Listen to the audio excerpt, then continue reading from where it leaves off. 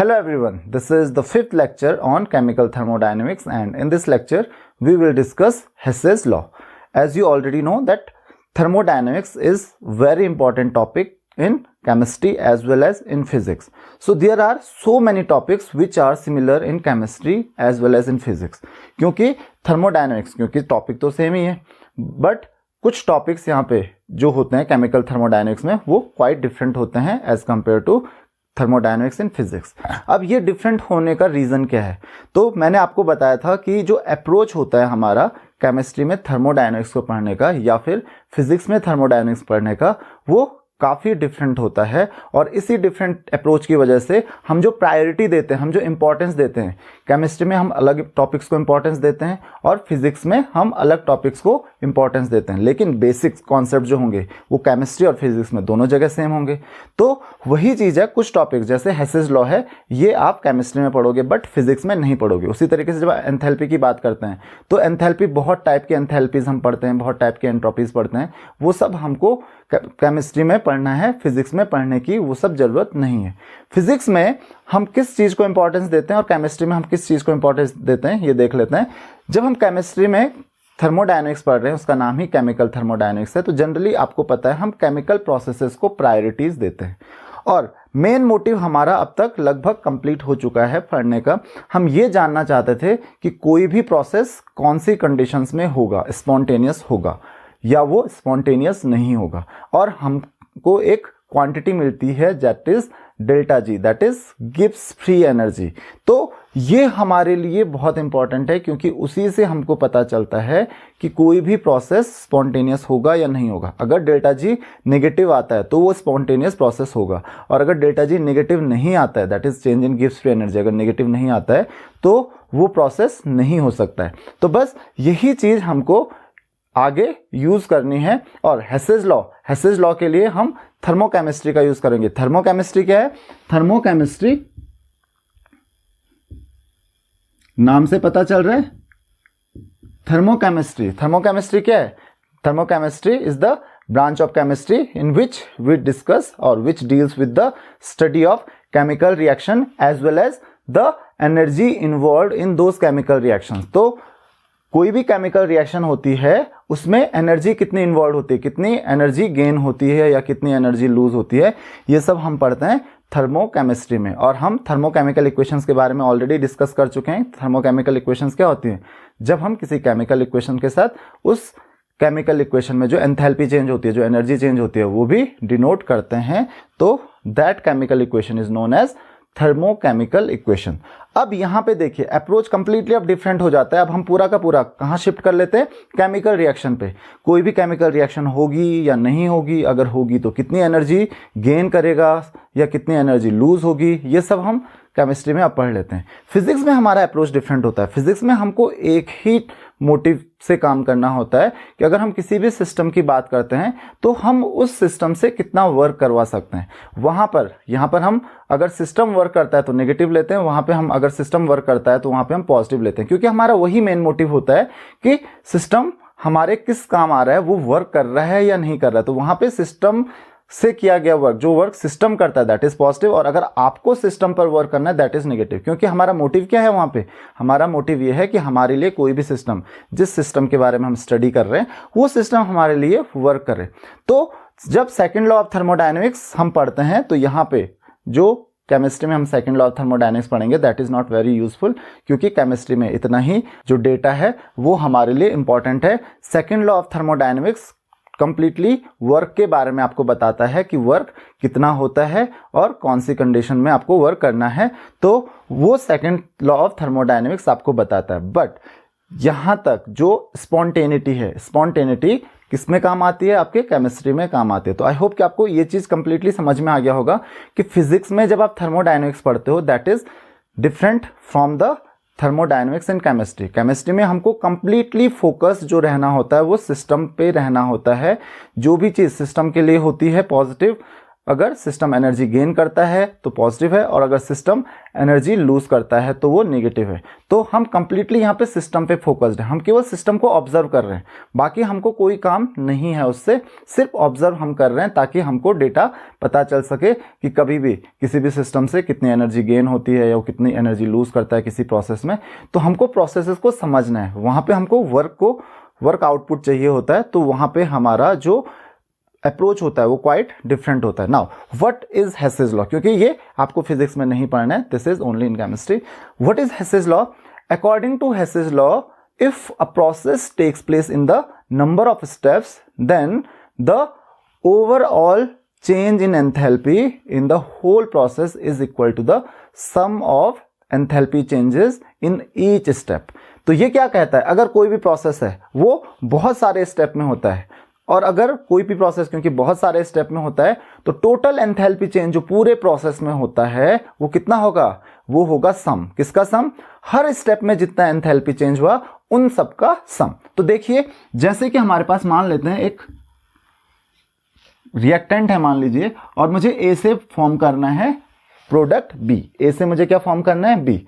अब मैं ए से डायरेक्ट अगर बी फॉर्म नहीं करता हूं, मैं क्या करता हूं, ए से पहले सी फॉर्म करता हूं, फिर सी से डी फॉर्म करता हूं, फिर डी से ई फॉर्म करता हूं, और फिर ई से बी फॉर्म करता हूं। तो अगर मैं इस तरीके से इस प्रोसेस को करता हूं, तो देखिए सबसे पहले मान लेते हैं यहां पे जो एंथैल्पी चेंज है दैट इज डेल्टा एच। कितनी है? Delta H. तो अब देखिए इस पूरे प्रोसेस में क्या हुआ, इस पूरे प्रोसेस में पहले मैंने ए से किया सी फॉर्म, तो उसमें मान लेते हैं जो एंथैल्पी चेंज है दैट इज डेल्टा H1। फिर मैंने सी से फॉर्म किया डी, तो इस प्रोसेस में जो एंथैल्पी चेंज होगा that is delta 2। Then I have formed D to E, so let us say enthalpy change is delta H3 and then E to B, तो यहां पे हम एंथैल्पी चेंज मान लेते हैं डेल्टा H4। नाउ यहां पे देखिए ये प्रोसेस जो हुआ ए से लेके बी तक फॉर्म करने का, ए से बी फॉर्म करने का, ये यहां पे अब 4 स्टेप में हो रहा है।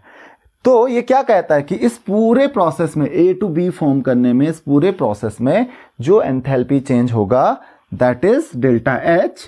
वो क्या होगा? हर स्टेप में जो एंथैल्पी चेंज हुआ उन सब का सम। सो ये क्या कहता है? Delta H equal to delta H1 plus delta H2 plus delta H3 plus delta H4। तो ये है हमारे पास Hess's law, and this is one of the very important topics in chemistry. So let's see कि क्या इसकी importance है। तो यहां पे देखिए, अगर आपको ए टू बी एंथैल्पी कैलकुलेट करनी है कि ए टू बी एंथैल्पी कितनी चेंज हुई है ए से बी फॉर्म करने में, तो आपको क्या चाहिए उसके लिए? ए टू सी या C to D, D to E, E to B, ये सब आपको चाहिए होगा। तो अगर आपको ये सब मिल जाए तो आप इजीली ए से बी कैसे फॉर्म होता है वो कैलकुलेट कर सकते हैं।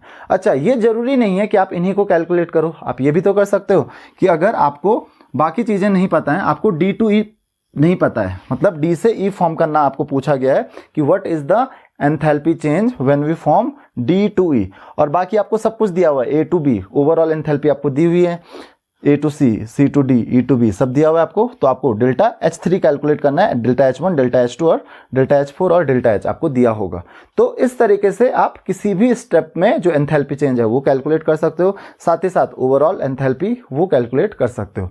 तो सबसे पहले इस लॉ का जो हम यूज करते हैं that is for enthalpy of formation, and that is known as Born Haber cycle. अब ये बॉर्न-हैबर साइकिल क्या होता है? What is the Born Haber cycle? This Born Haber cycle is used to calculate the enthalpy of formation of a substance, किसी भी substance की enthalpy of formation. Now enthalpy of formation मैं आपको ऑलरेडी बता चुका हूं, enthalpy of formation is the change in enthalpy when a substance is formed from its elements.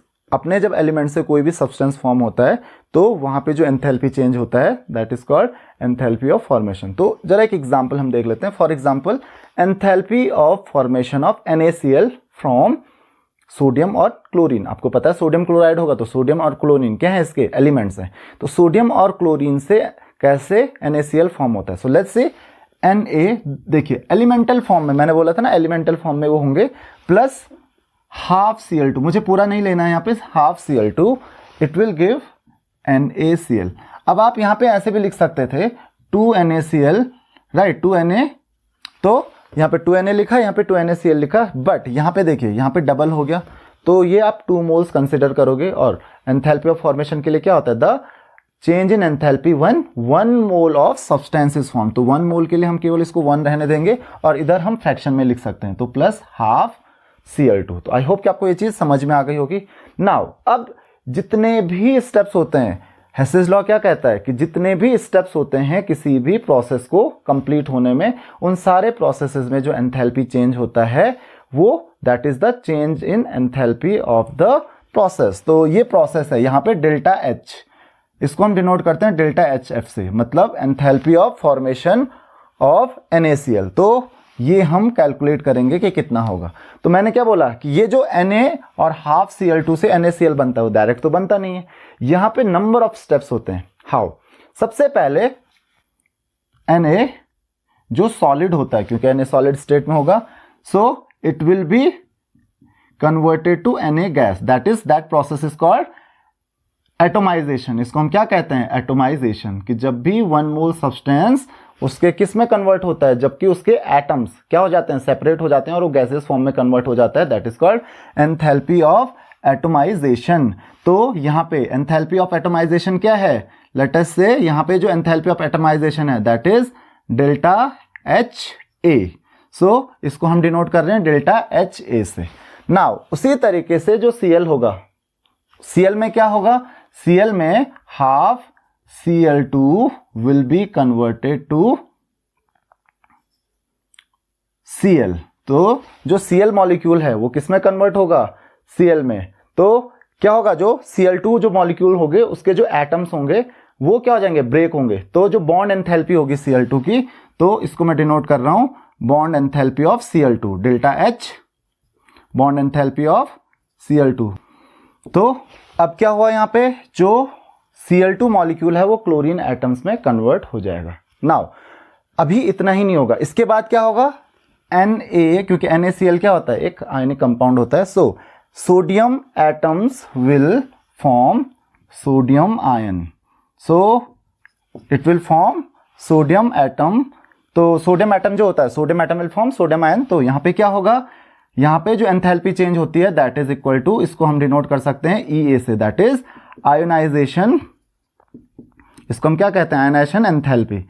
तो जो एंथैल्पी चेंज होगा आयोनाइज होने में that is ionisation enthalpy of Na। तो इसको हम किस चीज से डिनोट कर रहे हैं, Ea से। देन उसके बाद क्लोरीन क्या करेगा, इलेक्ट्रॉन गेन करेगा। तो Cl plus 1 electron, it will form Cl minus. So it can be written as electron gain enthalpy. तो इसको हम Eg से डिनोट करते हैं ऑफ Cl। ये क्या है, इलेक्ट्रॉन गेन एंथैल्पी। तो ये क्या करेगा, एनर्जी लूज करेगा, that is known as electron gain enthalpy. Now the next thing, इसके बाद क्या होगा, Na plus Cl minus will combine to form NaCl। तो ये क्या फॉर्म करेगा, लैटिस एंथैल्पी। क्या फॉर्म करेगा, इसके लिए क्या चाहिए, लैटिस एंथैल्पी। आपको पता है कि अगर ये क्या करेगा, कंबाइन होगा और NaCl फॉर्म करेगा, Na प्लस और Cl माइनस आयन, तो चेंज इन एंथैल्पी कितनी होगी, लैटिस एंथैल्पी के इक्वल। सो यहां पे क्या लगेगी, लैटिस एंथैल्पी। अब देखिए वो नेगेटिव आएगी ऑब्वियसली, क्योंकि यहां पे ब्रेक करने के लिए जितनी एंथैल्पी चाहिए होती है that is the lattice enthalpy. यहां पे कंबाइन हो रहा है, फॉर्म हो रहा है।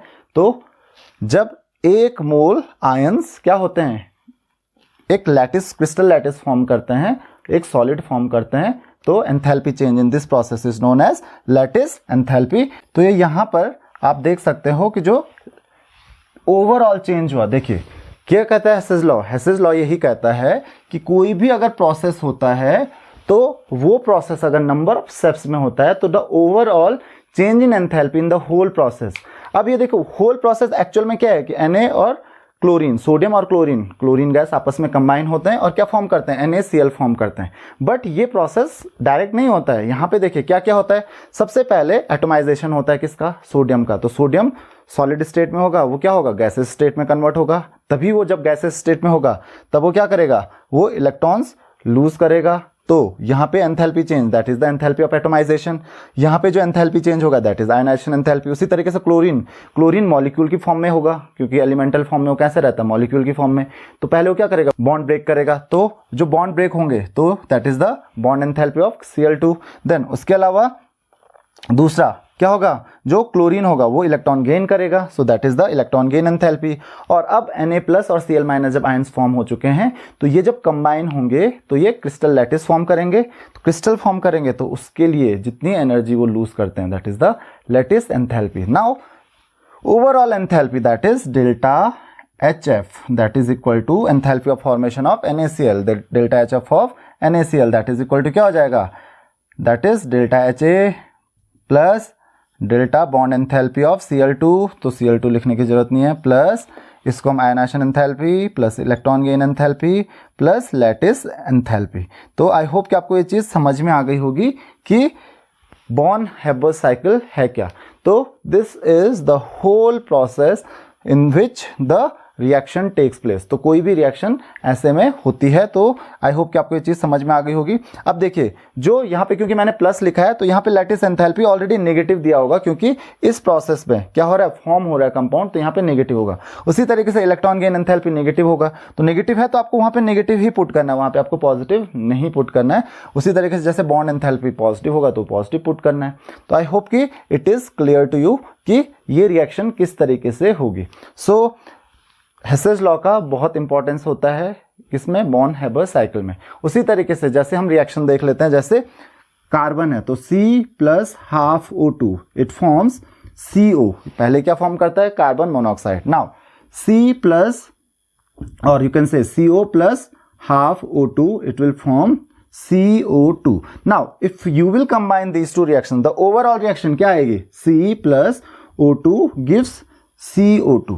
तो यहां पे आपको दिख रहा है कि अगर इन दोनों रिएक्शंस को आप कंबाइन कर लोगे, तो दोनों रिएक्शंस को ऐड करोगे तो CO दोनों तरफ है, तो आप इनको हटा सकते हो। हाफ O2 ऐड करके क्या हो जाता है, O2। सो ओवरऑल रिएक्शन क्या हो रही है, मतलब ये अगर स्टेप 1 है, स्टेप 1 इसको आप कंसिडर करते हो, स्टेप 2 इसको कंसिडर करते हो, तो this is the overall reaction. तो डेल्टा H1 इसमें जो एंथैल्पी चेंज होगी दैट इज डेल्टा H1, इसमें enthalpy change delta H2, and इसमें जो एंथैल्पी चेंज होगी दैट इज डेल्टा H। तो डेल्टा H इक्वल टू क्या हो जाएगा, delta H1 plus delta H2। Now अब यहां पर देखिए डेल्टा H इक्वल टू क्या है, delta H1 plus delta H2। तो यहां पर आप इस रिएक्शन के लिए भी जो चेंज इन एंथैल्पी है वो वैल्यू कैलकुलेट कर सकते हो इन दो रिएक्शंस की हेल्प से, या इन रिएक्शन में जो इस रिएक्शन में जो एंथैल्पी चेंज है वो कैलकुलेट कर सकते हो with the help of this. तो आपके पास क्वेश्चन किस तरीके से आ सकते हैं कि calculate the enthalpy of formation of carbon monoxide if the enthalpy of formation of carbon dioxide from CO and O2 is this, या सीधा देगा enthalpy of formation of carbon dioxide is this. तो enthalpy of formation of carbon dioxide, ध्यान रखिए this is not the enthalpy of formation of carbon dioxide, क्योंकि enthalpy of formation की जब भी हम बात करते हैं तो एंथैल्पी ऑफ फॉर्मेशन किससे होता है, किस चीज से फॉर्म होता है, उसके एलिमेंट से। तो enthalpy of formation is the change in enthalpy when a compound 1 mole of a compound is formed from its elements, जब इसके एलिमेंट से फॉर्म होता है। यहां पे कार्बन मोनोऑक्साइड और ऑक्सीजन से फॉर्म हो रहा है, और कार्बन मोनोऑक्साइड कोई एलिमेंट नहीं है। तो if you talk about the enthalpy of formation of carbon dioxide, this is for this reaction, वो हम इस रिएक्शन की बात कर रहे होंगे। तो आपको एंथैल्पी ऑफ फॉर्मेशन बहुत अच्छे से समझना है, एंथैल्पी ऑफ कंबशन बहुत अच्छे से समझना है, छोटी छोटी चीज़ों को आपको थोड़ा अच्छे से समझना है। तो आई होप कि it is clear to you कि किस तरीके से आप इसको कन्वर्ट करते हो और किस तरीके से आप एंथैल्पी कैलकुलेट करते हो। तो जरा एक एग्जाम्पल देख लेते हैं, उससे आपको क्लियर हो जाएगा कि कैसे आप हेसेस लॉ की हेल्प से enthalpy, change in enthalpy calculate कर सकते हो। तो बहुत सारी चीज़ें आप कैलकुलेट कर सकते हो, जैसे एंथैल्पी ऑफ फॉर्मेशन, या फिर एंथैल्पी ऑफ कंबशन, या फिर enthalpy of decomposition of a substance. तो बहुत सारी एंथैल्पीज आप इससे इजीली कैलकुलेट कर सकते हो। तो यहाँ पर आपके पास एक क्वेश्चन है, calculate the enthalpy of formation of glucose from following data. ये आपके पास डेटा दिया हुआ है और इससे आपको enthalpy of formation of glucose calculate करना है। कभी कभी आपको पूरा क्वेश्चन जो होता है लैंग्वेज में दिया होता है। फॉर एग्जाम्पल आपको ये दिया हो सकता है कि calculate the enthalpy of formation of glucose if the enthalpy of combustion of जो ग्रेफाइट है या कार्बन है वो इतना है, enthalpy of formation of hydrogen या enthalpy of combustion of hydrogen इतना है, और enthalpy of combustion of glucose इतना है। तो यहाँ पे देखिए कंबशन ही हो रहा है ना, C+O2 यहाँ पे कंबशन हो रहा है, यहाँ पे H2 प्लस हाफ O2, यहाँ पे देखो कंबशन ही हो रहा है, ऑक्सीजन के साथ आप ट्रीट कर रहे हो तो कंबशन है, तो ये एंथैल्पी ऑफ कंबशन है। और ध्यान रखिए एंथैल्पी ऑफ कंबशन कभी कभी यहाँ पे नेगेटिव नहीं दिया होता, जब भी क्वेश्चन दिया होता है कि enthalpy of combustion of hydrogen is 269.4, वो डायरेक्ट दे दिया होता है, तो आपको डेल्टा H इक्वल टू क्या रखना है, -269.4। अब आप सोचोगे कि माइनस क्यों रखना है, क्योंकि कंबशन में क्या होता है, हीट इवॉल्व होती है, और जब भी हीट इवॉल्व होती है तो वो क्या होगा, नेगेटिव। तो अगर उसने क्वेश्चन में नेगेटिव नहीं भी दिया है तो आपको वो नेगेटिव लिखना है। और एक चीज आपको क्वेश्चन में क्या पूछा गया है, you have to calculate the enthalpy of formation of glucose. And what is the meaning of enthalpy of formation, the change in enthalpy when 1 mole of a substance is formed from its elements। तो elements से जब form होता है, तो देखिए glucose क्या होता है, C6H12O6, इसके एलिमेंट्स क्या हैं, what are the elements, carbon, hydrogen and oxygen. तो मतलब कार्बन, हाइड्रोजन और ऑक्सीजन से जब ये फॉर्म होगा तो उसको मैं क्या कहूंगा, that is the enthalpy of formation of glucose. जब उतनी जितनी एंथैल्पी उसमें चेंज होगी, that is enthalpy of formation of glucose. तो यहाँ पे क्या क्या हमारे पास कार्बन है। अब देखिए इसका फॉर्मूला क्या है, C6H12O6। तो मतलब कार्बन, कार्बन किस फॉर्म में होता है, कार्बन तो एलिमेंटल फॉर्म में ही होता है, तो C6, तो C6 मतलब 6 कार्बन एटम हमको चाहिए होंगे। देखिए सबसे पहले आप अपने दिमाग में एक रिक्वायर्ड इक्वेशन, मतलब जिस इक्वेशन के लिए आपको एंथैल्पी चेंज कैलकुलेट करनी है, उस इक्वेशन को आप अपने दिमाग में रख लीजिए। तो आपके पास क्या है, 6C प्लस, देखिए अब हाइड्रोजन जो होता है वो एलिमेंटल फॉर्म में किस फॉर्म में होता है, H2 की फॉर्म में होता है। तो H2 कितने H2 होंगे, ऑब्वियसली 6H2 प्लस ऑक्सीजन भी कितने होंगे, 3, मेरे ख्याल से 3O2, क्योंकि 6 ऑक्सीजन एटम चाहिए होंगे आपको, गिव्स C6H12O6। तो यहां पे इस रिएक्शन के लिए आपको एंथैल्पी चेंज कैलकुलेट करना है, delta H equal to what. तो यहां पर ध्यान दीजिए, मैंने बोला था कि हो सकता है ये इन्हीं केमिकल रिएक्शंस में या इस कंप्लीट रिएक्शंस के लिए जो ये रिएक्शन हो रही है इसका कोई स्टेप हो, तो आपको इस चीज का ध्यान रखना है। तो हम क्या करेंगे, इसको इक्वेशन 1 मान लेते हैं, इसको इक्वेशन 2 मान लेते हैं, इसको इक्वेशन 3 मान लेते हैं। नाउ इसमें जो एंथैल्पी चेंज हो रहा है, अपनी मर्जी से आप इसको क्या कर सकते हो, delta H1, this is let us say delta H2 and this is delta H3। तो डेल्टा H, अब देखिए डेल्टा H कैसे कैलकुलेट करेंगे हम, यहां पे देखिए कितने चाहिए हमको, 6 कार्बन, कार्बन आपको कहीं दिख रहा है, yes this is the carbon, then we have 6H2 here, तो सेकंड इक्वेशन में, and then we have O2, तो O2 तो दोनों में है, तो O2 के लिए हमको कंफ्यूज नहीं होना है। Then we have product C6H12O6। अब यहां तो रिएक्टेंट है, तो रिएक्टेंट को प्रोडक्ट कैसे बनाओगे, इस इक्वेशन को क्या करना पड़ेगा, अगर ऐड करोगे तो ऐड किस साइड होगा, ये रिएक्टेंट साइड में, लेकिन अगर आप इसको माइनस करते हो तो ये रिएक्टेंट साइड में माइनस होगा, तो इधर क्या हो जाएगा, प्रोडक्ट साइड में वो ऐड हो जाएगा। तो बस आपको इसी चीज में ध्यान रखना है, इसी चीज का ध्यान रखना है कि अगर आपको वो सब्सटेंस जो रिएक्टेंट साइड में है आपकी गिवन इक्वेशन में, उसको प्रोडक्ट साइड में लेके आना है, उसको क्या कर दो, माइनस कर दो। अब देखिए इसके कितने मॉलिक्यूल चाहिए, एक ही चाहिए, तो ध्यान दीजिए यहाँ पे 6 टाइम्स हो जाएगा, क्योंकि 6 कार्बन, क्योंकि एक कार्बन जो मोल है, एक कार्बन का जो मोल है, एक मोल कार्बन को अगर आप बर्न करते हो तो इतनी एंथैल्पी चेंज होती है। यहाँ पे तो मुझे कितने मोल कार्बन चाहिए होंगे, अगर मुझे ग्लूकोज फॉर्म करना है, दैट इज 6 मोल, तो क्या करना पड़ेगा, पूरी रिएक्शन को 6 से मल्टीप्लाई करना पड़ेगा। तो ध्यान दीजिए इसका मतलब, अब देखिए ये इक्वेशन आएगी कहां से, तो देखिए ये इक्वेशन कैसे आएगी, तो देखो 6 into equation 1 plus 6 into equation 2, right, और माइनस इक्वेशन 3। अगर करके हम देखें तो जरा चेक करके देख लेते हैं क्या होता है, 6 सबको 6 से मल्टीप्लाई कर लो, सो 6C प्लस 6O2 क्या फॉर्म करेगा, 6CO2, दूसरी इक्वेशन क्या बन जाएगी, 6H2 प्लस ये क्या हो जाएगा, 3O2 क्या फॉर्म करेगा, ये 6H2O, और तीसरी इक्वेशन क्या बन जाएगी, C6H12O6 प्लस 6O2 क्या फॉर्म करेगा, ये 6CO2 प्लस 6H2। अब देखिए यहां पे आप माइनस कीजिए, इक्वेशन 1 ये 6 times of equation 1 plus this minus this, तो देखिए यहां पे क्या हो रहा है, 6C प्लस यहां पे देख लीजिए 6H2 plus 6O2 plus 3O2 कितना हो जाएगा, 9O2, लेकिन यहां पे भी O2 है तो इसको भी माइनस करना पड़ेगा, तो 9 माइनस 6 कितना हो जाता है, 3O2, और माइनस C6H12O6। गिव्स, अब यहां देखिए क्या है, 6CO2 plus 6H2 minus 6CO2 minus 6H2, कुछ भी नहीं मिल रहा है यहाँ पे, तो कुछ भी नहीं है, इसको आप इस तरफ लेके आ जाइए, तो आपको रिएक्शन क्या मिल रही है overall, 6C plus 6H2 plus 3O2 will form C6H12O6। तो ये ओवरऑल रिएक्शन मिल गई। तो ये कैसे मिली, equation 1 6 times of equation 1 plus 6 times of equation 2 minus equation 3।